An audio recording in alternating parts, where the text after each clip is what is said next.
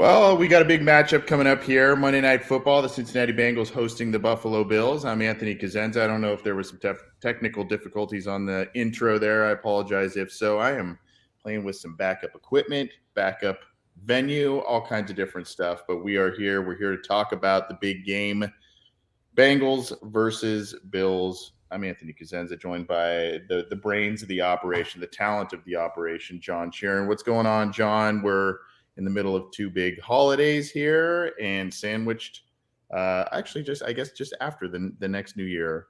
Both these teams look to ring in the new year right with a win and major playoff implications on the line. Yeah, you know what? A lot of stuff going on. Holidays, New Year's, big football games. Sometimes saying nothing is just as impactful. Sometimes you just got to take a breath. Sometimes you just got to stare off into the distance, and that's how you start a show. I guess is that what was happening? I mean, we thought we had this thing fully under control again and playing with backup equipment today, so we're just doing the best we can. I am actually out of town, and John's been doing some family stuff, but we still wanted to get a show to everybody with the big game coming on, and obviously a different day than we usually go, different time than we usually go. But again, we got to give the people what they want. But at any rate, here's the deal, John. The Bengals are coming into this one, as we kind of talked about a little bit earlier this week when we did the aftermath with the Bengals win over the Patriots. They are coming into this one a little limpy. That La'el Collins now placed officially on IR as of Friday afternoon. There's some news at right tackle there that we'll have to talk about in terms of who's going to get the nod there, and then of course, we talked a little bit about it the other day. Andrew Whitworth. There was a little more chatter on that last night with the Amazon crew talking about it. But yeah, I mean, here we are. We'll pull up the injury report for folks here. Hopefully, the equipment will let us do that I'm working with here. But I guess that's as good of a place to start as any in terms of offensive line injury report and all kinds of good stuff there. So the Bengals just had one guy not practice yesterday, and it was La'el Collins. And like Anthony said, he's now officially on injured reserve with that torn ACL. So his recovery starts as soon as his surgery happens in the near future. Other than that, the Bengals only had one other guy not practice fully, and that was Sam Hubbard. So he was on the rehab field, I believe, today, going through extra work before practice and then practicing with the team for as much as he can. And he was talking to reporters, saying, yeah, it's frustrating sitting on the couch, not playing. I want to be out there. And it looks like he's taking all the necessary steps to return here after just one game of absence with that calf injury. And it should be noted that, excuse me, he suffered that calf injury all the way back in October. I believe it was the Browns game back in week 8. So it ended up not being very as serious to have him miss multiple weeks or anything like that in the middle of the season, but then it just kind of re-aggravated itself against Tampa Bay. So this is something that I think he's been kind of dealing with on the low for a while now, and it just ended up being too bad to the point where he couldn't play through it for a week and a half. But he's, again, going through the motions right now and trying to work back into the starting lineup. But other than that, you had Jalen Davis, who's missed the past couple of days with the thumb injury. He was a full participant to start the week. Hayden Hurst, maybe the biggest news in terms of guys who can return. He's missed the past 3 weeks with also a calf injury as well, and he was probably a game time decision against the Patriots. And Zach Taylor said because of the short rest, because that game was on Saturday, they weren't necessarily comfortable with him going, especially in the freezing cold temperatures. Didn't want him to cramp up or anything like that. So he's looking like he's going to return. And Trent Taylor, who's listed on the injury report with a hamstring injury, he was a full participant. So really, it's La'el, and they've known that they've had to go without him for the better part of a week now. They're game playing with that, and hopefully they can get that full stable of defenders back with Sam Hubbard as well. Les Hernandez, this is not a Ravens color shirt. This is a blue shirt. I guess it is a Bills shirt, but I like the color, though. It kind of pops with my skin tone.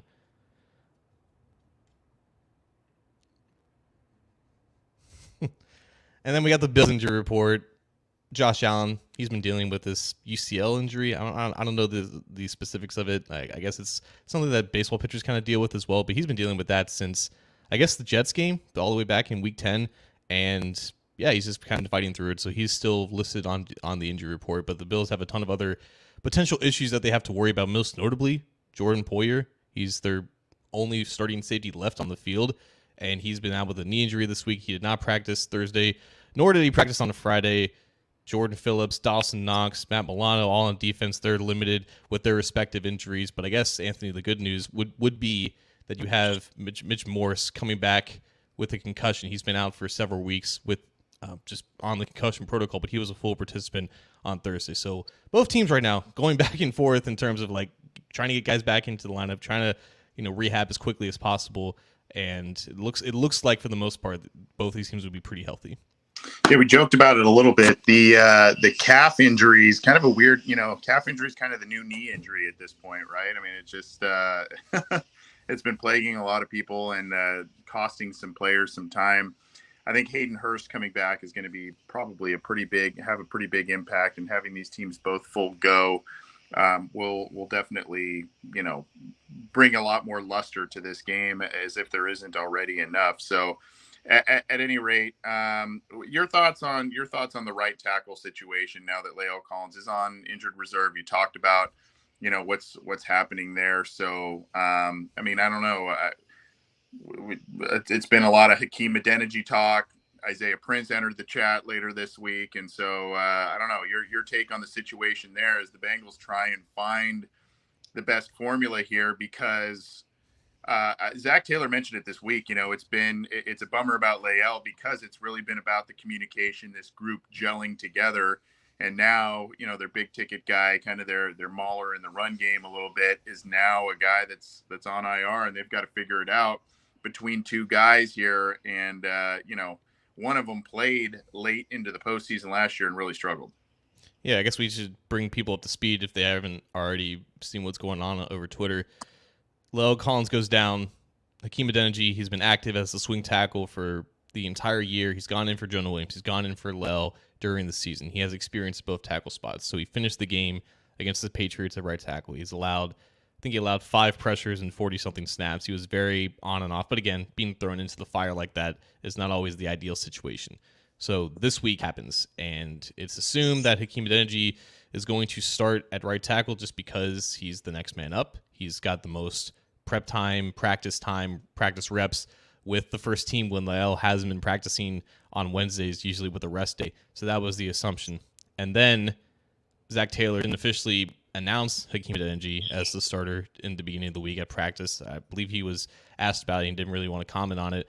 And Joe Burrow was asked about the right tackle situation, and he name dropped Isaiah Prince, called him Zay, but everyone can kind of put context clues and think that that's not Hakeem Adeniji that he's referring to. It's Isaiah Prince, who started at right tackle to end the last year in the final few games of the regular season, the playoffs, Super Bowl, all that jazz. He's been on the practice squad for the better part of this season. I believe he was, waived early on and then brought back onto the practice squad. So he's been with the scout team. He's been with the second team. He's gotten those reps at that spot.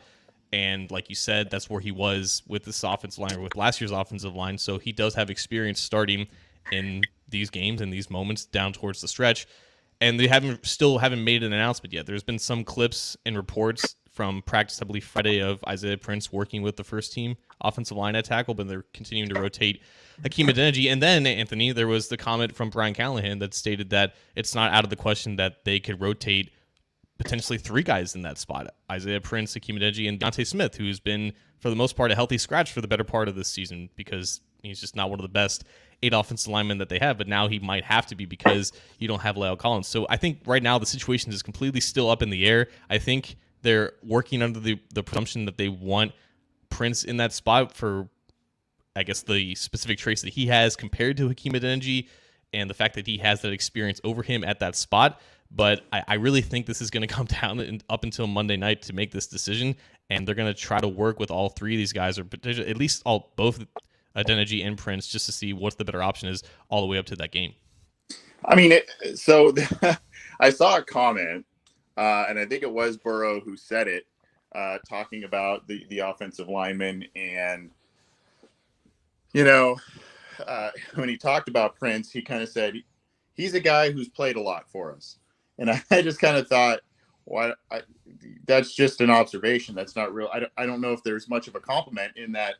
I mean, again, it could be taken out of context and whatnot, but it's just, yeah, he has played a lot for you because out of necessity. I don't know exactly if that's an indictment or a compliment or just a matter of fact, but the Cincinnati Bengals need to figure out something that works well for them and find a way to get by at that position, because Collins, I mean, he didn't have a perfect season by any stretch of the imagination, but definitely an improvement off of what we've seen last year and the years prior at that position, and a guy that did bring some semblance of steadiness throughout the season. And now the Bengals are kind of scrambling, and hopefully, with this offense beginning to kind of click in a lot of different respects, you're hoping that someone can just kind of slide in there, maybe not be as good as La'el Collins, but maybe provide some just a semblance of steadiness, and that able to not let the offense stumble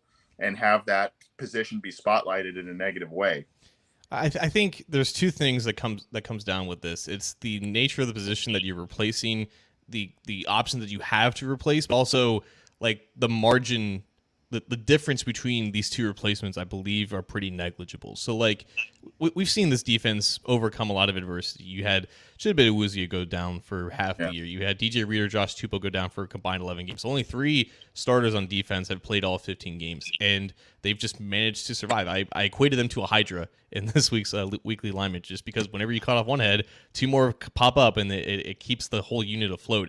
It's not the same in offensive line. It's not the same at any offensive line position, especially one on the edge going up against the best pass rushers in the NFL. And we've seen in the past, like whether it's the Bengals or any other team that's kind of thriving, when you take away one offensive line spot, it becomes a weakness and a liability for other teams to key in on, and that's more of a glaring weak spot than any position really on defense, maybe aside from cornerback. And even still, Awuzie went down in the middle of the season, but they had a second-round pick in Cam Taylor-Britt that they were developing. They obviously felt really highly of him to be drafted that high, and he has shown the capability of playing like a starter, and he already had those attributes come into the league. They don't have that caliber of backup at offensive tackle. Like, there's a reason why. I distinctly remember in the preseason, specifically training camp, fans were just clowning Adeniji and Prince, wanting both of them to be cut, because again, like, they had rough moments, not only last year but leading up to this season, and there were major questions about the depth. And now I'm seeing like, oh, why are you going to Isaiah Prince when Adeniji's there? Like, I don't think there's that big of a difference between both of these guys. It's just a matter of, I think, their playing style, because Adeniji is more of a lighter player, a lighter blocker. He is not as susceptible to speed around the edge, but he doesn't have as much power and as much length. Whereas Prince, he's probably more equatable to La'el, because he does have a little more power in his game, but he can also lose to speed around the edge. So maybe the decision to going with Prince here isn't necessarily because he's a considerably better or worse player than Adeniji, but he just plays the game and he plays the position a lot similar to La'el. So there's not that big of an adjustment from the offense and from Burrow's part. He feels like the same kind of pressure, I would assume, and would expect the same type of losses and wins from that position compared to La'el. So the difference between these two, probably not that much. It might just come down to preference and style, though.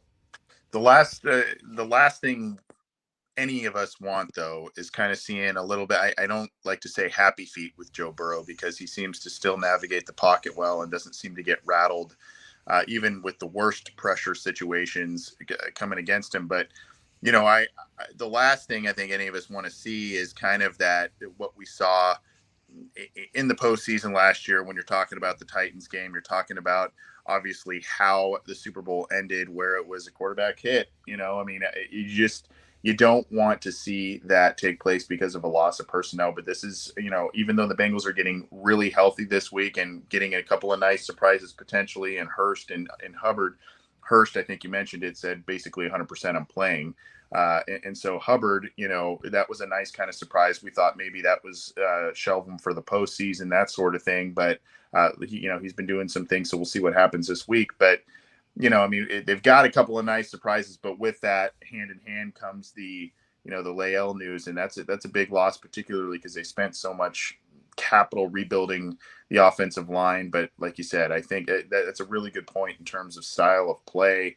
What you're going to want to do is, even though these players, God bless them, I'm not trying to slight them, they might both be lesser players than La'el Collins at this point in their careers. You do stylistically want to go with the guy that probably most resembles the guy you lost, and that way you can, kind of keep the ship running in the same direction it's been. The good news, I guess, if there is some, is that there are options. So if there, I would assume that if someone goes in, and I don't know if you agree with this or not, but I assume, one of these guys gets the job, I would assume there's a pretty short, leash in terms of performance there. they just cannot let things get to the point that they were last season on the offensive line. Well, I think that's what Callahan was kind of alluding to when he talked about potentially rotating these guys. And I think a lot of people can remember 2017 when they had major issues to tackle. They were rotating like Jake Fisher and Cedric Ogbuehi and Andre Smith in at like a single spot. It was like a game against the Packers where they were just freaking horrendous, because that's not an ideal option. You don't want offensive linemen consistently going in and out, even if it's just that one spot. Like, the chemistry with that line is very important, and I feel like that's still the advantage that Identity has, just because he's practiced more with the first team right next to Alex Kappa again on Wednesdays when Lyle hasn't been practicing. And again, he has starting experience at least this year at both of those spots. So that, I think, still plays into his favor. But like you said, it's just a matter of like how, like what's the least amount of adjustment that we can make here from our scheme, from our personnel, from all those sorts of things. What is the move that makes this offense most comfortable? And like you said, Joe Burrow most comfortable. Which guy does he want in there? That means that, like, I'm not going to have to completely change the way that I play quarterback and that I sense pressure and everything like that. And also, there's also a sense that, like, maybe they just want Identity more as that sixth offensive lineman. He works really well in that sense. Like, he's done well, I guess, in playing in pinches, coming in for injuries and whatnot. But as a sixth blocker, as an extra blocker in those jumbo packages, that's where he's been doing really well this year, as basically like an extra tight end. So maybe they don't want to take that away from him. They want to keep him where he's doing best, and they've kept Isaiah Prince on the practice squad just in case a situation like this has come up. They like him more as a starter compared to maybe a first tackle off the bench. So it's about the least amount of changing that you can do as possible. Talking some offensive line and different things as the Bengals get set to host the Bills at Paycor Stadium on Monday Night Football, marquee matchup coming around the bend here for the new year. I'm Anthony Cosenza. He's John Sheeran. I'm playing with all kinds of backup equipment today. So if you saw he's going mobile. Yeah, I guess if you saw the tweaked intro, and obviously you're seeing a cropped photo of me, a video stream of me, that's not usually how I do things, but I'm away from my usual setup. I'm away from my usual venue. So I'm doing what I can. And I appreciate John being the guy that keeps it afloat here. Speaking of keeping things afloat, John's keeping it afloat with his immaculate setup there. I'm not seeing Randall, though. Is he cropped out of the photo? Oh, there he is. He's hanging in the background. There he is. The white jacket's having him blend it against that. I didn't see him so great. But at any rate, you can get this show. It's not usually like this. If you're new, it's not usually like this. I promise you. This is the fluky deal right before the new year. But regardless, you can get this show on iTunes, Stitcher, Spotify, Google Podcasts, iHeartRadio, all of the major audio platforms, as well as on video via the Cincy Jungle Facebook page. You can give that a thumbs up, and our Orange and Black Insider Bengals Podcast YouTube channel. There is a little icon if you're watching the live stream underneath the SB Nation Cincy Jungle logo and John's window there. You can click that to subscribe. Click the bell to be notified when we go live, when new content is available. We'll have a lot of stuff. We're going to have some pretty fun stuff coming up for the playoffs here. Fun guests, new shows, all kinds of different stuff. So we'll be lining all that stuff up for you. And you won't be seeing me doing this via mobile. We'll have it more professionally set up. I promise.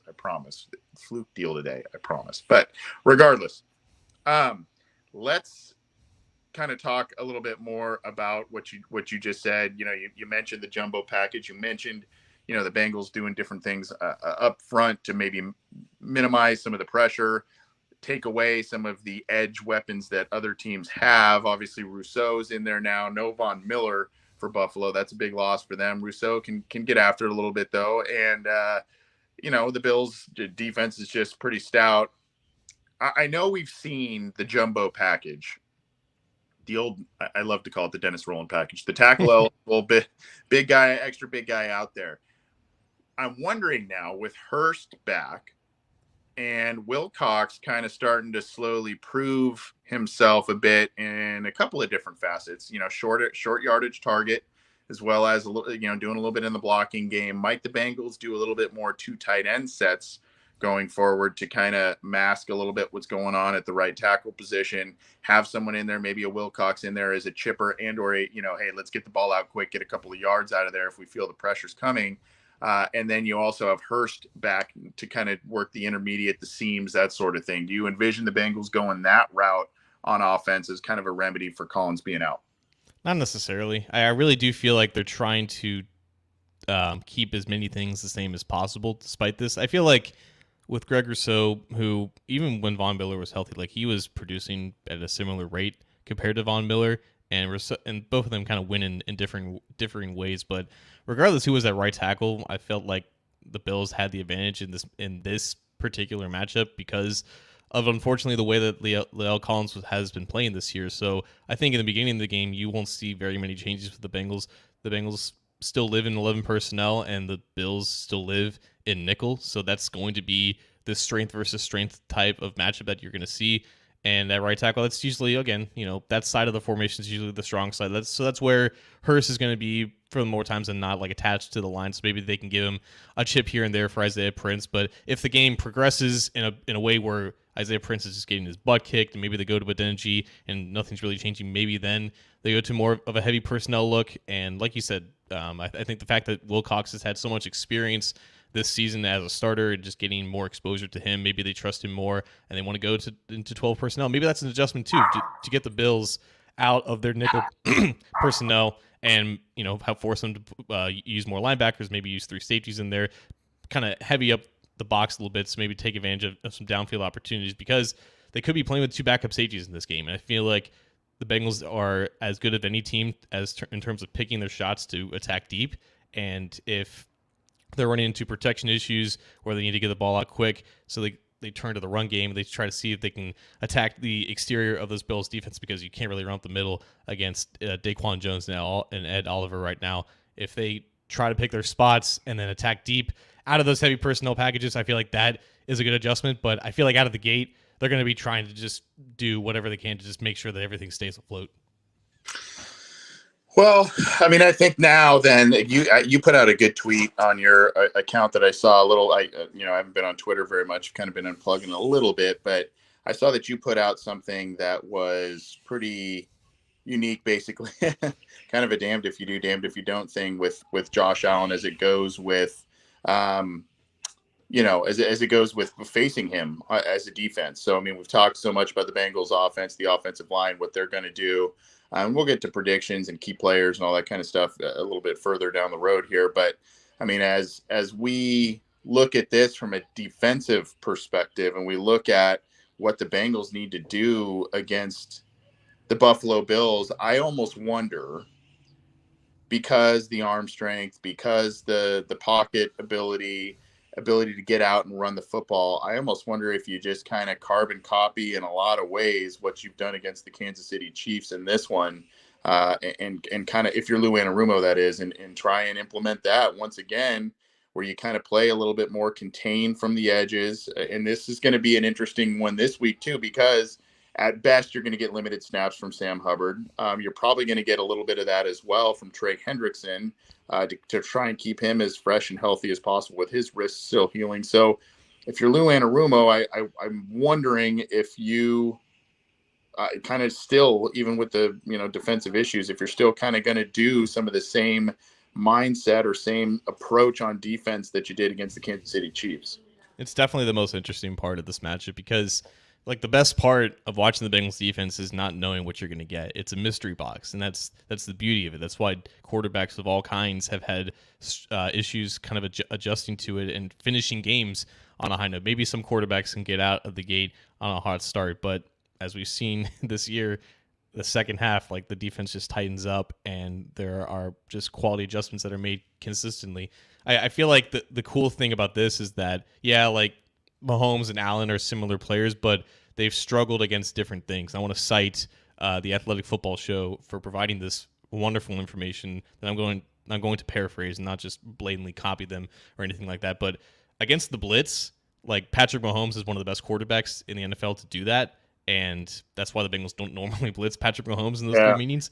This year, Josh Allen has been very middle of the road against the blitz. He hasn't been getting the ball out as quick. He hasn't been making good decisions, and part of that is just being able to find like where your hot read is, like where the blitz is coming from the pre-snap phase, and identifying where that vacancy is in the defense, and Allen has not been good at picking that up, and unfortunately he's made some mistakes off of it. I think he's like, his EP per play is right next to Kenny Pickett against the blitz. You never want to be next to a rookie quarterback in that particular stat. And also, like, what they talked about was man coverage tendencies and how frequent defenses have been using man coverage against Allen on third down. He's just behind, I think, Zach Wilson for like seeing the most man coverage on third down, which is an indictment of not really trusting the quarterback to, make those decisions really quick and just not giving them anything easy to start. Because typically you want to just drop the safeties back and just live in the zone, eyes towards the quarterback, especially when you have a quarterback in Allen that can break from the pocket and make these incredible runs. No, most defenses are just playing man against them when they need to convert first downs. And if something isn't open quickly, then Allen typically tries to make something out of nothing. And his arm and his legs kind of allow him to do that sometimes. But I'm interested to see if the Bengals try to go into more man coverage, mixing that up with dropping eight, because I'm sure they're going to do that as well. They're not going to try to give them anything too easy. But Allen, when you speed him up, honestly, he's kind of struggled this year. He is the ultimate both sides of the spectrum quarterback. He makes the most amount of these crazy throws on top of making the most amount of dumbfounding throws. And honestly, that's probably the key to the game, is just taking advantage of whenever Allen just gives you that mistake-worthy throw that he tries to fit into double coverage. And I think the Bengals might be more aggressive in this game than they have against other great quarterbacks. Well, yeah, I mean, I think we saw, he got off to that real hot start at the beginning of the year where he was, just taking care of the football, things were just uncoverable. And then they kind of went on that little streak in the middle of the season. I can think of the Minnesota game and other games that, he just was a little careless with the football. And I think there was, I don't like to say panic because I'm not in that person's head, but I mean, when you kind of see a little bit sometimes from players, something, it resembles a little bit panic, right? So I think that you're spot on with what you've said about the blitzing and Allen being, kind of middle of the roadish on that. The thing is, though, is if the Bengals do occasionally bring pressure, if they occasionally do get home with Hubbard, Hendrickson, whomever, the Bengals need to beware of the Roethlisberger effect with him. And what I mean by that, he's much more nimble than Roethlisberger really ever was, but it's the same kind of deal because of his big size, his immense size, and his ability to ad-lib, as plays kind of break down and do some different things. If the Bengals get hands on him, they gotta find ways to bring him down around initial contact, because he'll escape, and then that's when things go haywire in the back of the secondary. If you think you got it under control, after the quarterback seems like he's going to be in the grasp or get down to the ground, all of a sudden someone else the quarterback breaks free, and then someone in the back end of the field breaks free, and then there's your big play that you've been trying to limit. So that's something the Bengals defense definitely needs to be aware of this week as well.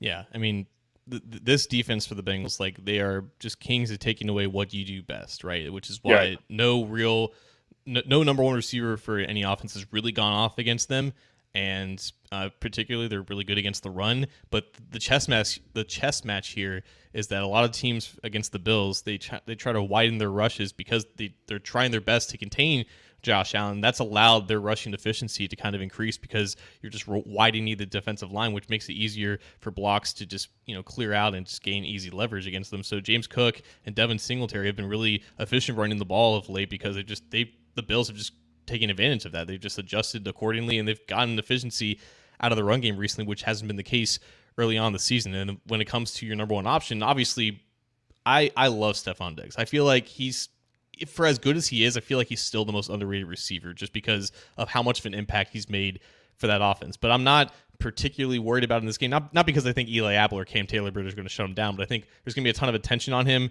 Jesse Bates and Von Bell, I think Bates specifically have stated that they're going to stay a little bit further back in this game and just not creep up a little bit, despite the threat of Allen running. Like, they know that Diggs and Gabriel Davis can get behind them in an instant. And that's why, like, to me, knowing how much attention is going to be on Diggs, Gabe Davis becomes the biggest question mark in this game because his connection with Allen on those deep posts, on those deep and breaking routes, like, it's been money for the better part of 2 years now. And unfortunately, while the Bengals have done well against number one receivers, number two receivers is not the same story. Look at Kendrick Bourne this past week. He had 6 receptions for 100 yards and a touchdown. So whether it's Taylor Britt or Eli Apple guarding Gabe Davis on either side of the formation, that is where I see potential issues with this one. It's long developing plays where the defense gets a little bit too aggressive, then they lose in their zone a little bit, and all Gabe Davis needs is just a step, and Allen will put it right on the money. It'll be a 60-yard handoff on a freaking laser rope. So obviously, Allen runs is going to be a problem as well. I feel like you just have to accept that he's going to break off a couple of them. It's going to extend a drive, and it's going to create points when normally against another quarterback you would stop. But eliminating the big plays to Gabe Davis might be the key in this game for the Bengals. But that's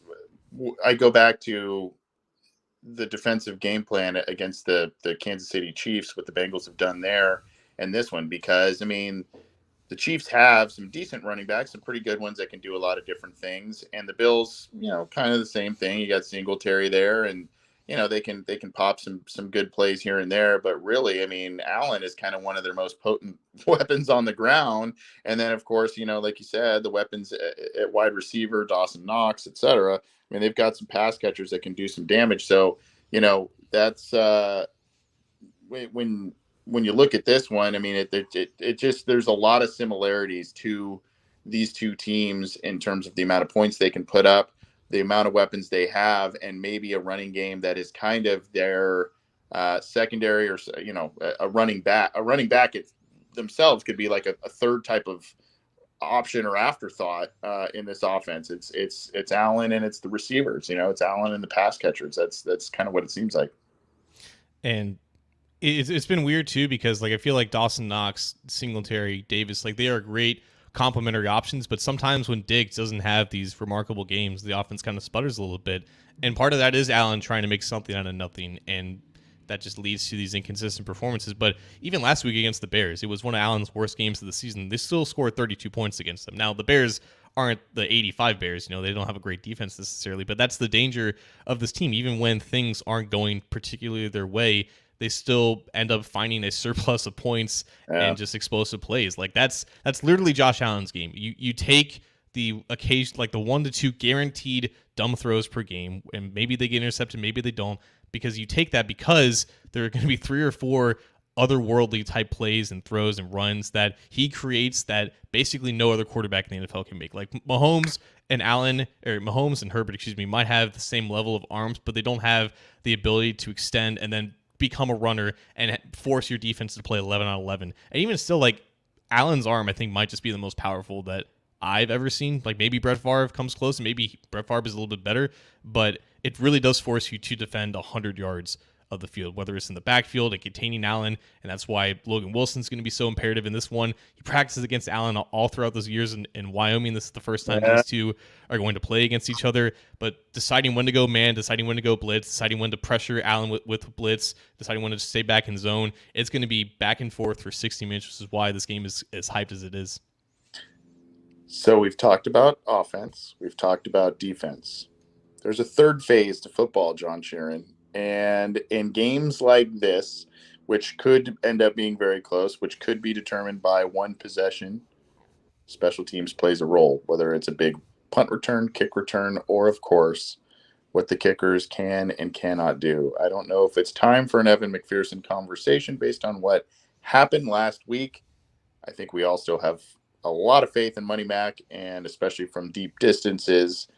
But it's been, earlier this year there was some struggles, and we, on this show, actually, we pointed out that, man, he was basically a field goal and an extra point around the same spot I think it was at the bye week, right? We looked at everything, and we said, I mean, he's right around where he was last year, and nobody was really complaining because there were game-winning kicks, there were 50-plus yarders on the regular, that sort of thing.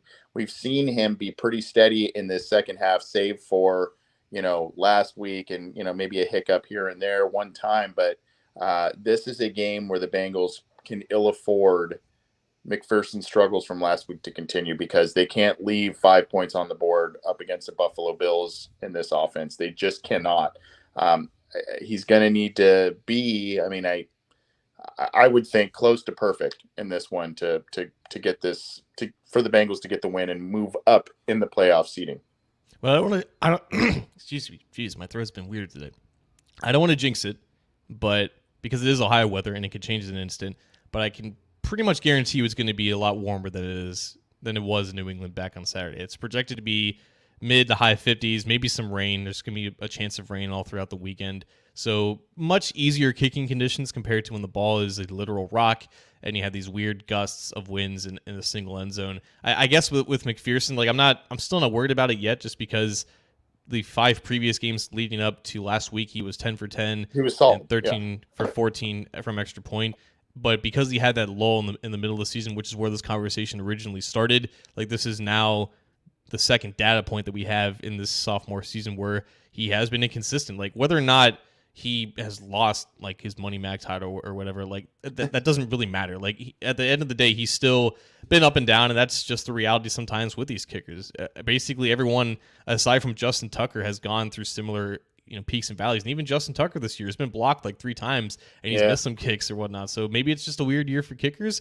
For McPherson though, when the conditions are fine, like I still would trust him over most other kickers in this league, and I feel like he has this great ability to bounce back too. Rarely is he below average or untrustworthy for multiple weeks in a row, and with the conditions being better, I feel like he'll be fine this week. And again, if he misses a 43-yarder by an inch, like it is what it is. It's part of the margin of error.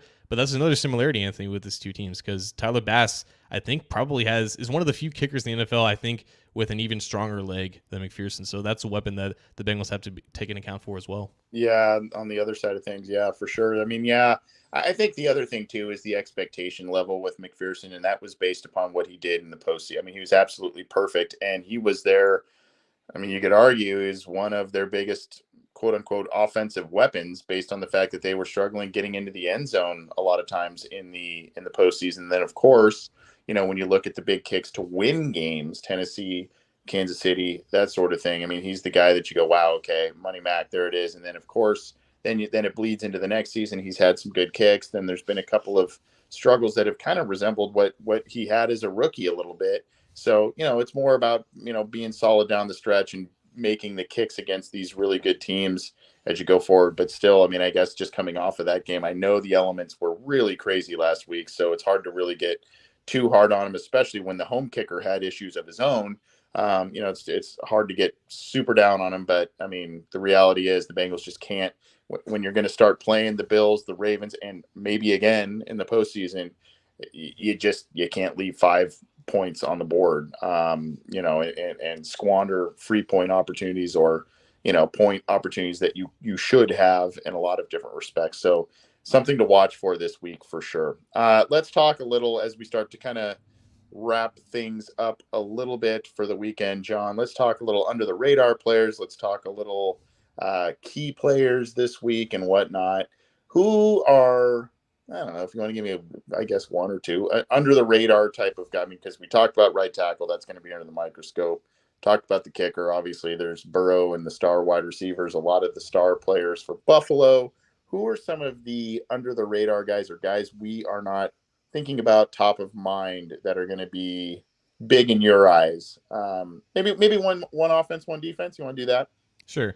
All right. So I'll start with defense just because, like we've talked ad nauseum now about the Bengals' potential issues at right tackle. We don't know who's going to start there, but the Bills have probably more issues to deal with on their own offensive line. That's been kind of part of Allen's struggles, is maybe he doesn't always protect or trust the protection that's in front of him.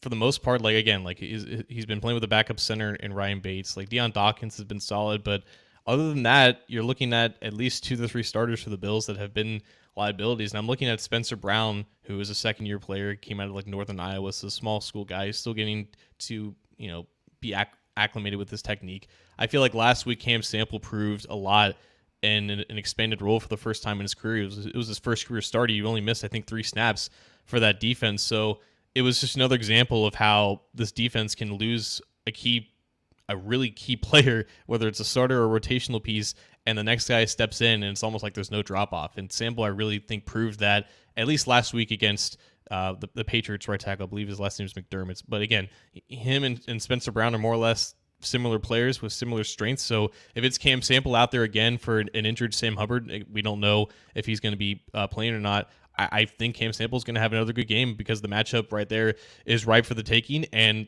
it's going to be a lot harder for Cam Sample to amass like a sack or two because it's just hard to take down Josh Allen and contain him. So the game plan, I would assume, is a little bit different for these defensive linemen because that is the priority to make sure that Allen doesn't break off with one of these plays. But I feel like that's a matchup for Cam Sample or Sam Hubbard, if he does end up playing, that should be exploitable for the Bengals. Okay, so you had Cam Sample and or I'll going back to you for that one. okay, I was gonna say I didn't hear a second one there. Okay, so I defense then. I'm gonna go with I guess Mike Hilton and or a third defensive back out there, maybe Trey Flowers. The reason is a guy we didn't talk about is Isaiah McKenzie, a wide receiver for the Bills that isn't a big play guy, but is a guy that he's got 4 touchdowns on the year.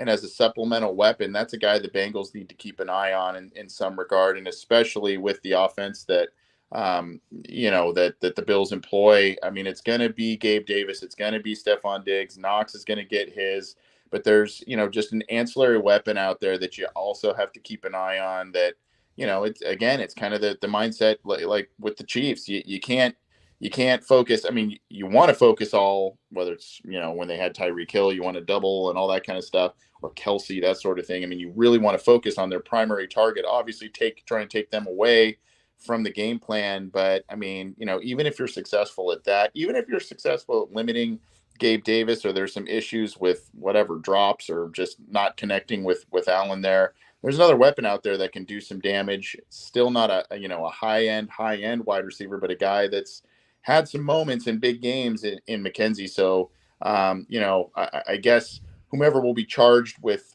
covering him, that's going to be, whether that's Hilton or, Trey Flowers or, whoever that might be, as they go 3+ wide receiver sets, that's going to be a guy to watch. Yeah. And again, like both teams, they just live out of the nickel and 11 personnel. So McKenzie's going to get a lot of runs. Sometimes they've been moving him and Stephon Diggs out of the slot, but like Diggs really does thrive on the perimeter. So anytime that you see McKenzie out wide, that's an advantage for the Bengals to really key in and maybe stop a drive here. I'm going to stick with the Bills and go back to the defensive side of the ball. Ed Oliver got a lot of buzz coming out of Houston a few years ago. He was a first round pick, top 10. He really developed really nicely. Playing next to him, though, Daquan Jones might be the better player right now just because of how disruptive he is as a pocket pusher and just gains a lot of easy penetration. I think he really does thrive in that role as a one gap defender, whether it's the A gap or the B gap, and he's a really well-rounded player. Like whether it's run defense or pass rush, like he does really well, and he's going to go up against, I think for the most part, Alex Kappa in this game, which leaves a young matchup between Cordell Volson and Ed Oliver on the other side of the center. But Daquan Jones is really flying under the radar as one of the best defensive players that the Buffalo Bills have, just as a guy that's really carved out a nice career for him. And I really feel like he's playing his best football right now for the Bills. So Alex Kappa versus Daquan Jones, a definite trench battle to watch. I've wavered back and forth on who to go to on offense for me. I've thought about, Karras, just because, he was in the AFC East for so long and he kind of knows the familiarity with the Bills. I thought about, I thought about Jonah just because of the sack numbers that he's allowed this year. And just, as we say, Rousseau is going to go up against that right tackle most likely this week. And Rousseau is kind of their best edge guy because Von Miller's out at this point in time, or most potent edge guy at this point. You kind of look at the right tackle instead of the left tackle. I don't know. I think I'm still going to kind of look at the whole slot receiver situation for the Bengals. Tyler Boyd, Trenton Irwin this week. And, last week Trenton Irwin played pretty dang well.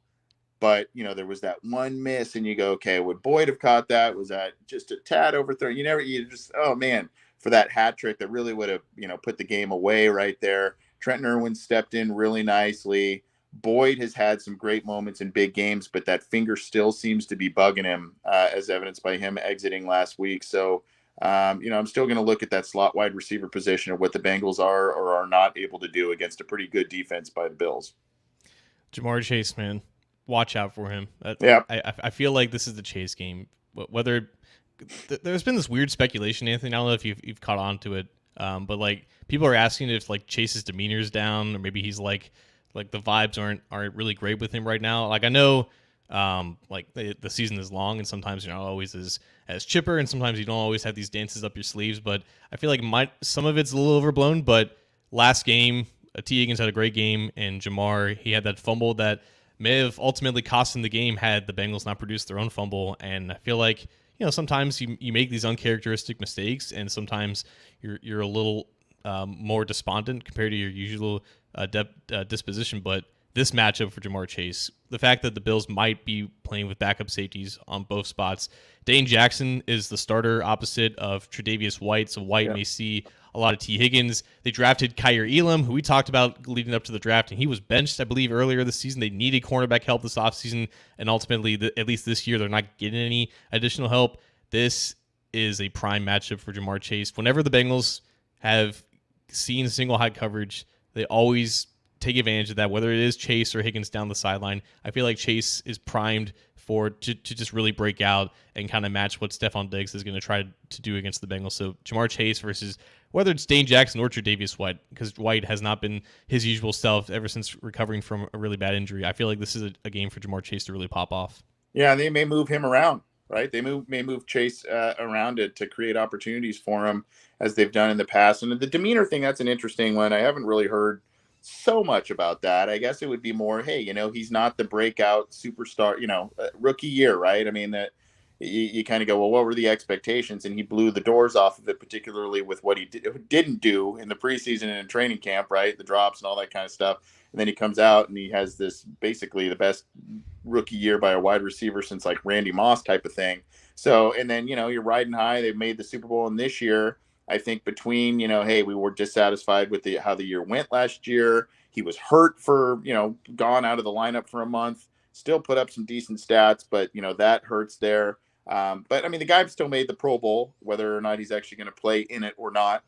He still made the Pro Bowl. So, I mean, I don't know. And I think there's just a little bit more of a business-like approach this year based on how especially from the leaders and whatnot, based on how the year ended last year. So, I don't know. I don't really put much stock in that. And of course, he did have a little bit of a rough one last week, but a lot of players did. So be it. Let's get to what you think's going to happen, my friend. You always make friends with our YouTube commenters after the fact and or live chatters after, because they always, I don't know if I don't pin them because I'm like, what, I'm not gonna give them the satisfaction. They always say, John, how do you feel now that you picked against the Bengals? And of course, there's an underlying thing there. If you don't know, you don't know. Whatever, John. I think I know what direction you're going to go this week. But let's talk about it. Predictions. How do you see this one going? Maybe a score. I guess the other element, aside from who do you think is going to win, is this going to be one of those like really kind of not very high on the scoring end and surprise us a little bit, or do you think this is going to be an absolute shootout? I kind of agree with that first sentiment. I feel like the over-under in this one is like, I think it's 49 or 50, something right, like that. Yep. And it would not shock me at all if it's under that. Not necessarily because like both defenses are going to dominate, but like these teams are really evenly matched, and that can go one or two ways. It could be the reincarnation of that 2018 Monday night game against the Rams and Chiefs when there was like 1,000 total yards. It's the greatest game ever. It's the hype for this game is certainly being billed like it's going to be the next version of that game. But it wouldn't surprise me if this was more in like the mid to low 20s, just because both teams have really equal strengths all across the board. Like we can talk about the deficiencies that the Bills have in the secondary, but I mean the Bengals secondary is working well as a unit, but there are still some weak points. Like Cam Taylor-Britt is definitely an imperfect player as a rookie. Eli Apple, we can say the same thing about him as like a 6-year player.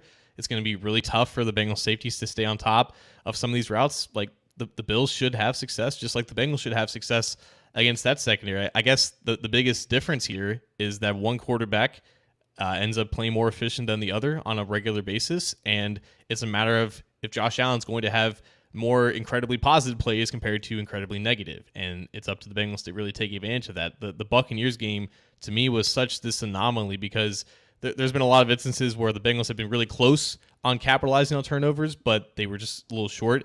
And then that game was just like this release of catharsis, like, oh, it's turnover after turnover after turnover after turnover. It was like making up for a lot of close calls in recent past. So I don't feel like it's going to be like a multi-interception game from Josh Allen. He's still liable to really play well, but I feel like when you balance all these strengths against one another, the difference might just be in which quarterback makes the least amount of mistakes, because both quarterbacks should have a good game, and I feel like that kind of favors the Bengals in this one. Even if there are issues with pass protection on the right side, the Bills should have just as many issues with their own pass protection, and they've been able to overcome it, but sometimes it's gotten in their way. So I feel like with all this balance for both sides, the Bengals probably have the slight edge in this one, and they're also playing at home. So I'm gonna go Bills 27, Bengals 26.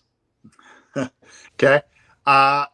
Yeah, I mean, I don't want to beat a dead horse because you said it so eloquently there in terms of the different elements of this. I do see this as potentially, though, I don't know, multi-interception game from Josh Allen, but maybe a multi-turnover game, maybe one interception, one fumble, that sort of thing.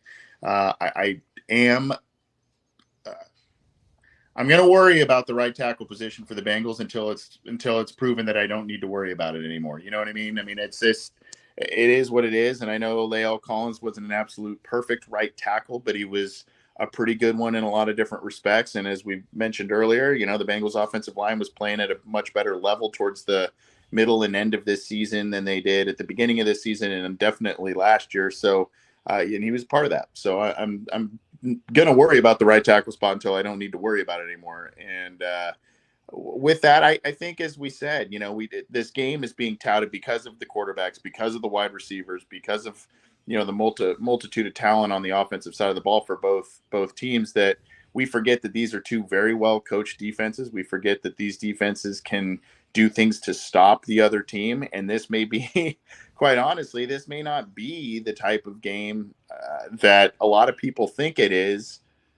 It's going to be, in terms of those outside of the Buffalo and Bengals circles, in terms of total points. And that's, when you look at this game, you go, oh, Bengals, Bills, and you see the over-under set at 49, you go, what? So obviously some people know some things that others maybe do not. I'm going to go 24-23 Cincinnati. Probably whoever has the ball last type of thing gets the W. And I assume that that's going to be the Bengals in some capacity. And maybe Money Mac, redeems himself from last week with one of those clutch game winners against a big team. Either way, John, this is going to be a really fun end of the season in terms of playoff seeding, where the Bengals are. They've already punched their ticket. Now it's where's that ticket going to be? Is it going to be at home? Is it going to be taking a week off? Is it going to be, what things are going to be coming up here? But we've got a lot of things to help get you covered on the Orange and Black Insider Bengals podcast, and it won't be via phone. I promise you, in terms of the via stuff, the live stuff here, I will be back with other better equipment. I promise. Today was just an anomaly for those watching it, but we've had a lot of live viewers, and we appreciate that across the various platforms in which we stream. So thank you very much. Again, go get the show, Cincy Jungle Podcast channel, on your favorite audio streamer, or through the Cincy Jungle Facebook page. Give that a like. Give our YouTube channel a like as well. We've got a couple of different, like I said, some cool stuff that we'll be bringing you as the season wraps up and into the postseason. So you'll want to stay tuned for that. And hey, enjoy this one. You get to kind of, maybe some people will still be recovering a little bit on the second from their New Year's celebration. Who knows? But either way, a lot of good football this weekend. So enjoy it, John. Thank you for hanging in there with everything I had going on equipment-wise today and carrying the show, my friend. I appreciate you greatly. Yeah, you know what? Go Broncos, go Steelers. And yeah, we'll see you guys on Tuesday or Wednesday or whenever else we're back. All right. Take care.